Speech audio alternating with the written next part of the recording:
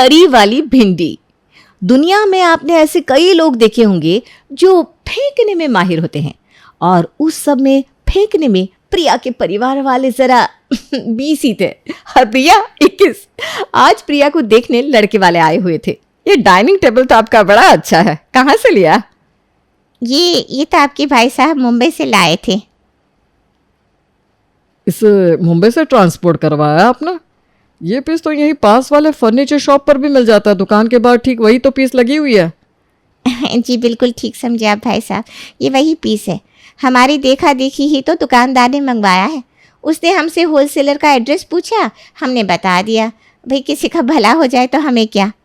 हाँ, फिर तो वो घड़ी भी बाहर की होगी। अरे जी छोड़िए ना इन बातों को, आप प्रिया को बुलाइए, हम तो उससे मिलने आए हैं।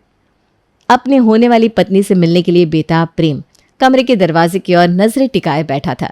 तभी अंदर से प्रिया हाथ में नाश्ते की प्लेट लेकर आती है। अंकल आंटी को नाश्ता दो बेटा। सभी मिलकर नाश्ता करते हैं। ये पकौड़ियाँ बाहर से मंगवाइए बेटा। अरे नहीं आप ही क्या, हमारे घर पर कुछ भी बाहर से नहीं आता, सब कुछ हमारी प्रिया ही बनाती है। वो तो हम एक बार कोलकाता गए थे ना, वहीं से ये पकौड़े बनाने सीखे। अभी तो आपने प्रिया के हाथ का खाना नहीं खाया, दीवाने ना हो गए आप तो कहिएगा। बेटा उसी बर्तन में खाना लगाना जिन्हें हम नैनीताल से लेकर आए थे। शौक भाभी जी शौक। और प्रिया किचन में जाकर डिशेस लाना शुरू करती है। नान, दाल, चावल, पालक पनीर, डोसा, एक एक करके प्रिया डिशेस पे डिशेस लाती जाती है। मम्मी मैं कहता हूँ रिश्ता फाइनल कर दो ना। हाँ भाई करिए दो। अब हमें ये रिश्ता मंजूर है, अगर आपको प्रेम से कुछ पूछना है तो आप पूछ सकते हैं। नहीं समदन जी, हमने सब देख लिया सुन लिया, हमारी तरफ से डन डना डन डन डन है। प्रिया के परिवार वाले जो चाहते थे वो हो गया और प्रिया से प्रेम की शादी हो जाती है। बहू बनकर प्रिया प्रेम के घर आती है। आज प्रिया की पहली रसोई थी और उसके हाथ से खाने के दीवाने सुबह सुबह ही उठकर मेन्यू डिसाइड करने लगते हैं। मुझे तो लगता है बहू प्रेम की पसंद का खाना बनाएगी, क्या ममता जी? अरे मुझे तो कोई दिक्कत नहीं है, उसे जो समझ में आए बना दे, मुझे तो बस खाने को मिल जाए। पर मेरा ना राजमा खाने का मन कर रहा है। तभी वहाँ प्रिया आती है और कहती है, फिर तो आज राजमा ही बनेगा पापा जी। मैं ना एक बार लंदन गई थी, वहाँ पर सब नाश्ते में राजमा खा रहे थे। पर आपको कहाँ पता होगा, आप तो फॉरेन नहीं गए होंगे ना। कोई बात नहीं, इंडिया में ही मैं आपको लंदन का स्वाद चखाती हूँ। और प्रिया सभी के लिए बनाती है सूखे राजमा और बाजरे की खिचड़ी, और बाहर डाइनिंग टेबल पर बैठे भूख से तिल मिला रहे अपने ससुराल वालों को प्रिया यही परोस देती है। ये क्या है बहू, सूखे राजमे और ये? इस मौसम में बाजरा, इससे तो हाजमा बिगड़ जाएगा बहू। पर ये डिश है क्या? ये मैंने बनाई है, सूखो राजमो विद बाजरो। हैं? ये क्या चीज़ है? ये लंदन की एक डिश है, बहुत ही फेमस है। जैसे कि यहाँ पर दाल चावल है ना, वैसे ही वहाँ पर सूखो राजमो विद बाजरो फेमस है। इतनी बार लंदन जा चुकी हूँ मैं कि जब भी मुझे कोई राजमा बनाने के लिए बोलता है तो मैं यही बना देती हूँ। इंटरनेशनल डिश है मम्मी जी, खाइए ना और अपनी फ्रेंड्स को भी बताइएगा। आप बेचारे प्रिया के ससुराल वाले करते भी क्या, जैसे तैसे इस इंटरनेशनल डिश को खा लेते हैं। दोपहर के वक्त रिस्क ना लेते हुए ममता पहले ही अपनी बहू के पास जाकर कहती है, शादी में ना 4-5 दिन से सभी ने इतना भारी खाना खाया है बेटा कि अब पेट को ना ज़रा आराम देने की ज़रूरत है, तो दोपहर में खिचड़ी बना ले, दाल चावल वाली। ठीक है मम्मी जी, उसमें क्या है। और प्रिया सभी के लिए खिचड़ी बनाती है, पर अपनी आदत से मजबूर खाने में नया नया एक्सपेरिमेंट करने वाली प्रिया खिचड़ी में घी की जगह डालती है शहद। ये तो बहुत ही ज़्यादा शहद डाल दिया मैंने, अब क्या करूं। इससे भी कोई फॉरेन की डिश बताकर परोस दूंगी और क्या। और खिचड़ी को एक प्लेट पर पिज्ज़ा की तरह सजाकर प्रिया बाहर टेबल पर ले आती है। ये है आपके लिए Honey rice lentils cake. Rice मतलब चावल, लेंटिल्स मतलब दाल, मतलब ये खिचड़ी है। चलो बहू ने खिचड़ी बनाई है, मैं तो डर ही गई थी। नहीं नहीं मम्मी जी, ये ऐसी वैसी खिचड़ी नहीं है, रुकिए मैं सर्व करती हूँ। और पिज्ज़ा की तरह प्रिया खिचड़ी को भी काट कर सबको सर्व करती है। और मीठी खिचड़ी खाकर सभी की आंखों में पानी आ जाता है। ये क्या बनाया है बहू तूने? ये ना एक इटालियन डिश है पापा जी, ये बहुत ही हेल्दी होती है। हाँ, आप लोगों ने खाया नहीं ना तो आपको पता नहीं है। लेकिन तुम तो कह रही थी कि घर की खिचड़ी खिलाऊंगी। यह है खिचड़ी? लगता है किसी ने खिचड़ी के साथ जलेबी दे दी हो। क्या कहा पापा जी ने? आपको खिचड़ी और जलेबी? अगली बार मैं ज़रूर ट्राई कर सकती हूँ। हो सकता है किसी रेस्टोरेंट वाले को मेरा ये बनाया कॉम्बिनेशन पसंद आ जाए। इसी तरह दिन बीतते जाते हैं। हर रोज़ प्रिया अपने ससुराल वालों को अजीबोगरीब खाना खिलाती जाती। एक दिन ममता की सहेलियाँ किटी पार्टी पर उसके घर आने वाली थी। जब हम बहू को देखने गए थे तब उसने पकौड़ियाँ बनाई थी। आज भी उसे वही पकौड़ियाँ बनाने को कहती हूँ। और ममता प्रिया को उसकी सहेलियों के लिए नाश्ते की तैयारी करने को कह देती है, जिसमें प्रिया हामी भर देती है। पर जैसे ही उसकी सहेलियाँ आती हैं, उनके सामने परोसे जाते हैं साबूदाना की पकौड़े। स्वादिष्ट पकौड़े बोलकर ये क्या थमा दिया तूने हमें ममता? ये कौन से जन्म का बदला ले रही है तू हमसे? हमें नहीं खाना भैया खाना। वही ना आंटी जी, कभी आप घर से बाहर निकले तो आपको पता चले ना ये पकौड़े बाली के हैं। मैंने सोचा कि आपकी किस्मत में बाली जाना तो है नहीं, तो कम से कम आप बाली के डिशेस से ट्राई कर ले। पर आपकी किस्मत में तो वो भी नहीं है। एक तो ऐसा खाना देती है, ऊपर से बातें भी सुनाती है। हमें तेरे घर कोई पार्टी नहीं करनी ममता। चलो बहन सब। ऐसे ही दिन बीतते जाते हैं और हर रोज़ खाने के वक्त ममता के परिवार का बेड़ा गर्क हो जाता है। कभी बैंगन के पराठे, कभी मूली की चटनी, सूखे रायते, ऐसी न जाने कितनी ही डिशेस प्रेम के परिवार को परोसी जाती। और ऐसे ही एक दिन ममता अपनी बहू से कहती है, इतने दिन से हमने बुरे मन से तेरे बनाए इंटरनेशनल फूड खाए बेटा, पर आज ना उस खाने को समझने वाला असली आदमी आने वाला है। मेरा भाई रोनित, ये ना आज ही कनाडा से लौट रहा है। उसके लिए कनाडा का खाना बना देना बहू। तो पूरी दुनिया घूम चुकी है ना। आप फिक्र मत कीजिए मम्मी जी, सब तैयार रहेगा। एक बार मामा जी को आने तो दीजिए। और सूट बूट पहने रोनित अपनी बहन के घर पहुंचता है, जहां उसे ममता अपनी बहू की स्पेशलिटी बताती है। अरे वाह बहू, तू लंदन, पेरिस, कोरिया, न्यूयॉर्क सारी जगह घूम चुकी है और हर जगह का खाना बनाना भी आता है तुझे। तब तो तू मेरे लिए कनाडा का स्पेशल फूड बना दे। तू तो जानती ही होगी वहाँ जो भिंडी बनती है। अरे हाँ हाँ मामा जी, आपको बताने की ज़रूरत नहीं है। कनाडा तो हर हफ्ते जाने वाली जगह थी मेरे लिए। वो तो इस घर में शादी हो गई और दुर्दशा हो गई मेरी। आप ही सोचिए, जिस लड़की ने पूरी दुनिया घूमी है उसे हनीमून पर मम्मी जी गोवा भेज रही थी। प्रिया किचन में जाती है और अपने मामा ससुर के लिए तरी वाली भिंडी बनाकर लाती है। ये लीजिए मामा जी, कनाडा की स्पेशल तरी लेडी फिंगर। कनाडा में लोग ऐसी भिंडी खा लेते? गीली? बाप रे बाप।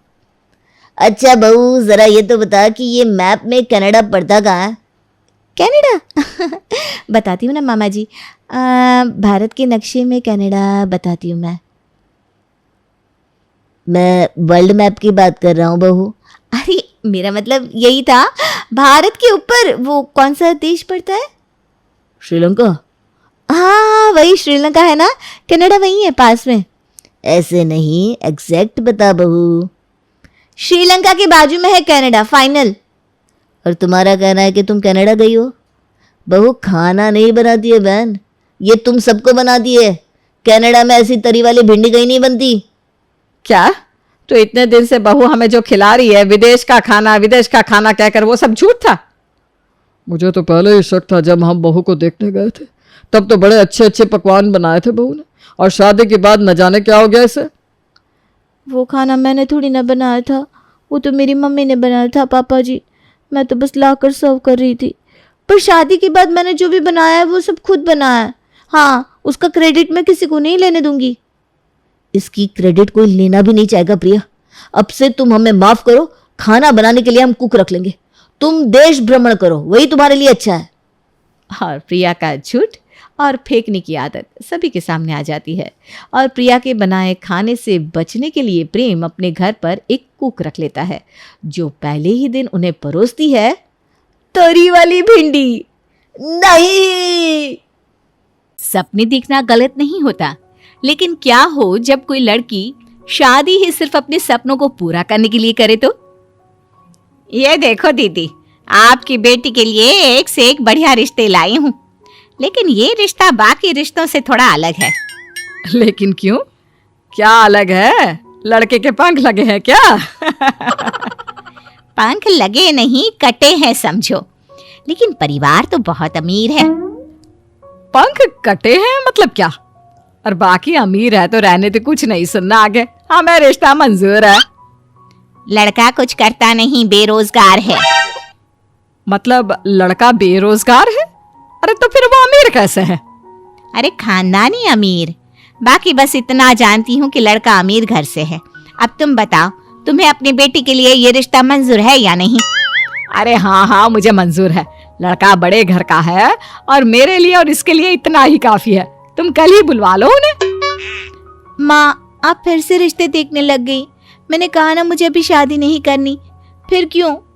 वैसे भी किसी बेरोजगार से तो मैं शादी नहीं कर पाऊंगी। मुझे तो नौकरी करनी है। हाँ हाँ, बढ़िया ही नौकरी करने वाली। अरे जब वो लड़का खुद कुछ नहीं करता तो तू क्यों करेगी? अरे बैठ कर खाना महारानी बनकर। देख, एक बात ध्यान से सुन ले, ऐसे बड़े रिश्ते बार बार नहीं मिलते।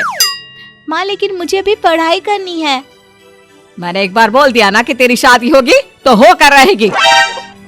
अगले दिन लड़के वाले सिमरन के घर आते हैं और लड़के वाले सिमरन और उसके पूरे परिवार से बात करते हैं। आपका बेटा हमें पसंद आया जी। हमारी तरफ से तो हाँ है इस रिश्ते के लिए।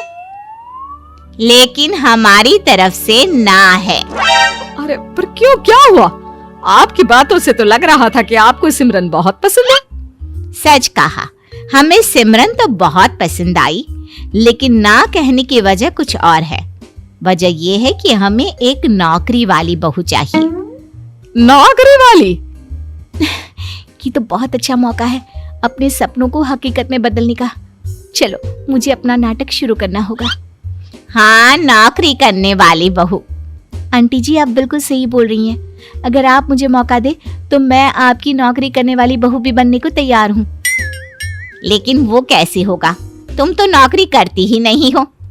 आंटी जी, नौकरी तो मैं शादी के बाद करना भी शुरू कर सकती हूँ ना। बस आप ना ये शादी मत तोड़िए, इस शादी को होने दीजिए। सारी बातें करके लड़के वाले चले जाते हैं।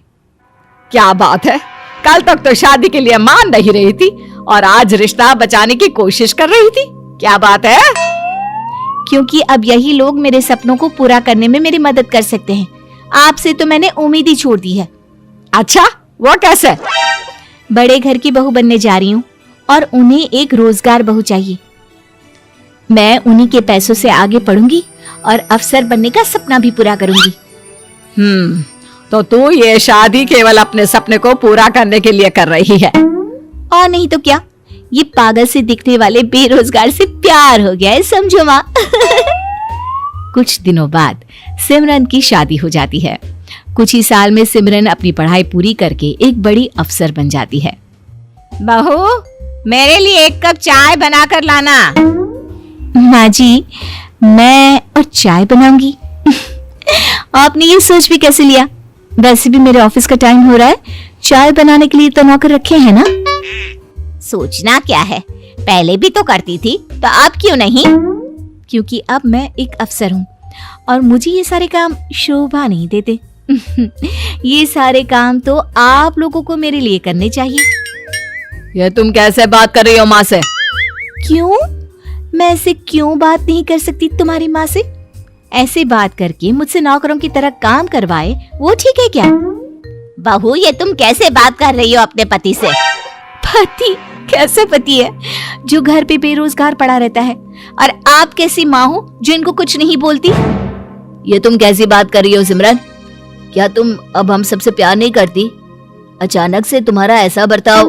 वही तो, बहू हो तुम इस घर की। मेरा बेटा ब्याह कर लाया है तुम्हें और तुम हमारी इस तरह से बेइज्जती कर रही हो। आपको लगता है कि मैंने ये शादी इसलिए करी क्योंकि मैं आपके बेटे से प्यार करती हूँ? बिल्कुल नहीं। मैंने ये शादी अपने अफसर बनने के सपने को पूरा करने के लिए की। आपको लगता है कि आपके बेरोजगार बेटे से कोई शादी करना भी चाहेगा? इसकी हिम्मत तो देखो, हमें धोखा देके कितना गर्व महसूस कर रही है। लड़की, निकल जा तू मेरे घर से अभी। मुझे तेरी शक्ल भी नहीं देखनी। माँ शांत हो जाइए, ये इस घर की बहू है हम इसे ऐसे नहीं निकाल सकते। सिमरन, तुम इस घर की बहू होने के नाते इस घर में जब तक रहना चाहो तब तक रह सकती हो। अरे ये क्या बोल रहा है? लगता है कि तू इस धोखेबाज के प्यार में पागल हो गया है। और ऐसे सिमरन अपने ससुराल में पति के साथ रहती है। लेकिन एक दिन, तुम यहाँ मेरे ऑफिस में क्या कर रहे हो? मैंने तुमसे कहा था ना मेरे ऑफिस नहीं आना, क्यों आए फिर? फिक्र मत करो, मैं तुमसे मिलने नहीं आया हूँ। तुम कुछ भूल गई थी, वो देने आया हूँ।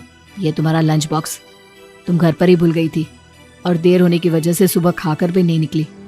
वैसे तो तुम्हें अपने सारे काम याद रहते हैं, खाना कैसे भूल जाती हो? लो, इसे खा लेना, अब मैं चलता हूँ। शाम को सर दर्द से इतना फटा जा रहा है। ये सर दर्द की दवाई कहाँ रख दी? यही तो रखी थी। तुम इसके लिए दवाई खाओगी तो भी ये सही नहीं होगा। ये सर दर्द कोई मामूली सर दर्द नहीं है। जो तुम काम के चक्कर में आराम भूल जाती हो ना, उसका दर्द है। ऐसे नहीं जाएगा। रुको, मैं कुछ करती हूँ। आप ये सब क्यों कर रही हो? मुझे इसकी कोई जरूरत नहीं है। तेरे सर पर जब तेल की मालिश करूंगी ना, तेरा सर दर्द दूर भाग जाएगा। और वैसे भी मैं ये तेरे लिए नहीं कर रही हूँ, अपने लिए कर रही हूँ। जैसी भी है तू मेरी बहू है। ये बोलकर सास बहू के सर पर मालिश करती है और उसका सर दर्द ठीक हो जाता है। थैंक यू माँ जी, मुझे माफ़ कर दीजिए। ये भी मुझे खाना देने आए थे। आप भी मेरा ख्याल रख रही हैं। मैं कितनी बुरी हूँ जो आप लोगों के साथ ऐसा व्यवहार किया, आपके बारे में ऐसा सोचा। जिस तरह तूने अपने फायदे के लिए ये शादी की, उसी तरह मैं भी ये शादी अपने फायदे के लिए ही करवा रही थी। क्योंकि मेरा बेटा यानी तेरा पति एक बेरोजगार है, इसलिए मैं एक नौकरी करने वाली बहू लाना चाहती थी, ताकि दुनिया वाले मुझे और मेरे बेटे को ताने न मारे। तो सच तो ये है कि ना तेरी गलती है ना मेरी।